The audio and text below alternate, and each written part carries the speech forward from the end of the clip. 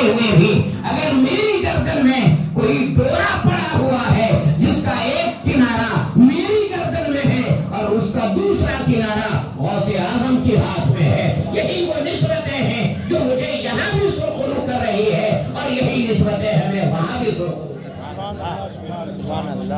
اس لیے میرے پیارے اسلامی بھائیوں، غوث اعظم کے دامن کو اعلیٰ حضرت نے مضبوطی سے اس لیے تھام لیا، اس لیے پکڑ لیا کہ یہی فیض کا مرکز ہے اور یہی سے ہر سلسلے میں جب فیض پہنچ رہا ہے تو ہم کیوں نہ اپنے آپ کو غوث اعظم ہی کا کتا مان لیں۔ تو میرے پیارے اسلامی بھائیوں، یہ بڑی پیاری بات ہے۔ غوث اعظم رضی اللہ تعالیٰ عنہ کی شان اور مقام کو سمجھنے کے لیے اتنا کافی ہے آپ لوگوں کے لیے جاننا کہ میرے آقا صلی اللہ تعالیٰ علیہ وسلم کی بارگاہ میں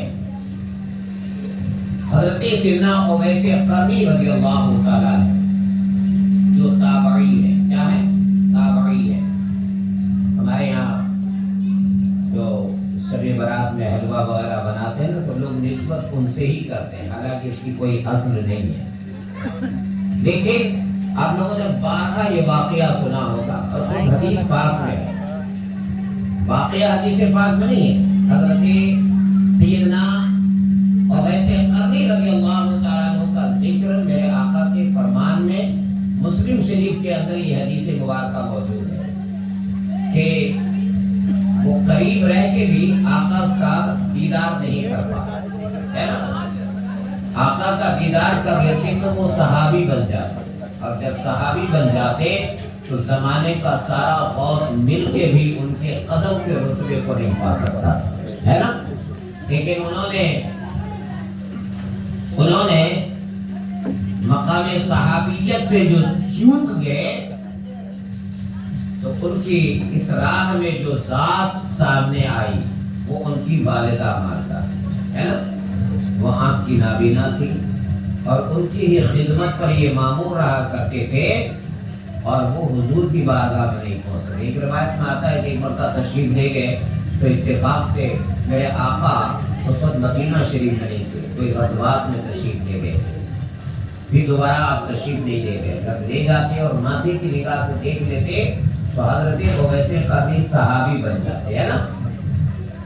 فرماتے ہیں کہ جب تذکرہ ہوا تو میرے آقا صلی اللہ تعالیٰ علیہ وسلم نے اپنا پیراہن مبارک، اپنا لباس اپنے یار کو عطا فرمایا ہے نا۔ میرے آقا صلی اللہ تعالیٰ علیہ وسلم حضرت اویس قرنی کا ذکر صحابہ کرام کے درمیان فرمایا کرتے تھے کہ میرا ایک یار رہتا ہے قرن میں، مجھ سے بہت محبت کرتا ہے۔ تو صحابہ کہتے ہیں یا رسول اللہ جب آپ سے اتنی محبت کرتے ہیں تو وہ آپ کے دیدار کے لیے کیوں نہیں آتے؟ تو میرے آقا نے فرمایا کہ ان کی والدہ ماجدہ۔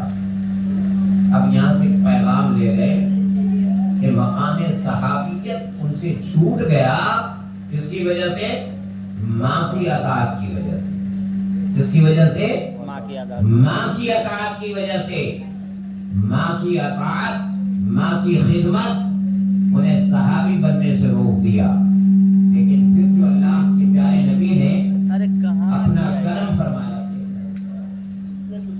پھر جو میرے آقا نے اپنا کرم فرمایا کہ جب اپنے صحابہ کے درمیان ان کا تذکرہ فرمایا کرتے تھے تو وہ اعتراض کرتے، پھر آقا جواب دیتے۔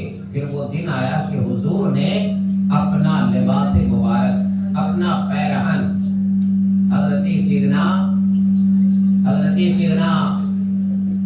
ہمارے فاروق اور حضرت علی کرم اللہ وجہ الکریم کو عطا فرمایا ہے نا۔ کہا کہ جب تم قرن جانا تو میرا یار ملے گا اور تم مجھے یہ میرا پیرہن تحفہ اسے عطا کر دینا۔ کہیے سبحان اللہ۔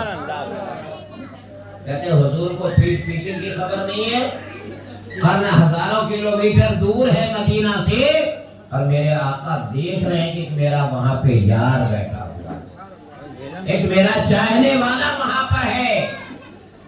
اور جب عشق سچا ہو تو حضور کے تحفے ان کی بارگاہ میں بھیجے جاتے ہیں، اور لے کے کون آ رہا ہے؟ بھیجا جانا نہیں ہے، بھیجا جانا بھی کمال ہے، اور جو حضور کا کرتے مبارک لے کر آئے وہ کوئی اور نہیں، وہ حضرت عمر فاروق اور حضرت علی کرم اللہ۔ کہا کہ جب تم کرنا اویس سے ملنا، جب تم اویس سے